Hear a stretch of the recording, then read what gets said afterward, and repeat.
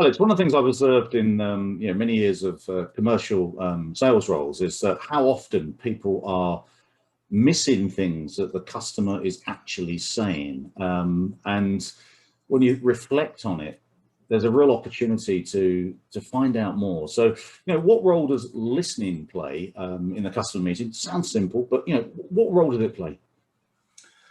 Yeah, I refer to listening in this context as listening with intent or intentional listening.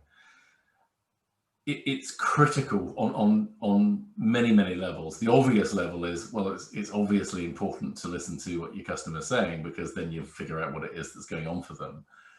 But actually the intentional part is about silencing the preconceptions, the things that you think are supposed to be said, your ideas about what you want to talk about, so your presentation and all that, silencing that and really investing in that moment when you're face to face, either virtually or physically with your customer, in order to listen deeply to what they're going to say and pick up those nuances so you can find out more information. Okay, so there's something there about sort of turning that inner voice off and genuinely getting, figuring out what's going on in their world and genuinely listen to those things that they say. And how does that show up for the customer? I'm just curious, how does that show up? Well, first of all, I'll tell you how it doesn't show up. I remember on multiple occasions when, I've been sold to, so this could be on a personal level with, I don't know, estate agents or car salesmen or whatever it might be, or in a professional context. When somebody doesn't, for example, take notes, my internal dialogue is going, you don't really care what I'm saying. You're going through the process. You really don't care. So first of all, it's the intention, okay? And one way of signaling that intention is to take notes, literally take notes, not word by word, but using maybe a notation or a shorthand for you. Really, really important to do that.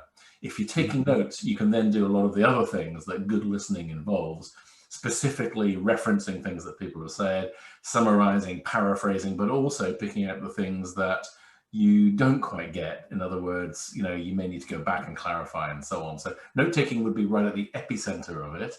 Mm-hmm. Remember, you will not remember everything. And in fact, you'll forget the stuff that you forgot, which in itself means that you think you've remembered. So taking notes is right at the center of it, but then there's a whole load of other skills wrapped around it.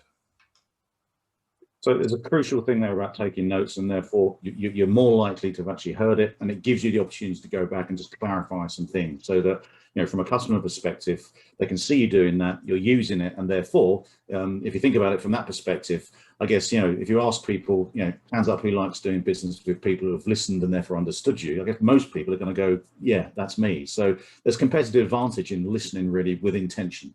Yeah, absolutely. Now remember the skills of listening around asking the right questions and the right non-verbal communications as well, and the softer skills around engagement and rapport, really, really important. But ultimately, to really make sure that your version of what they're saying is the same as theirs, you've got to take notes and you've got to refer to them.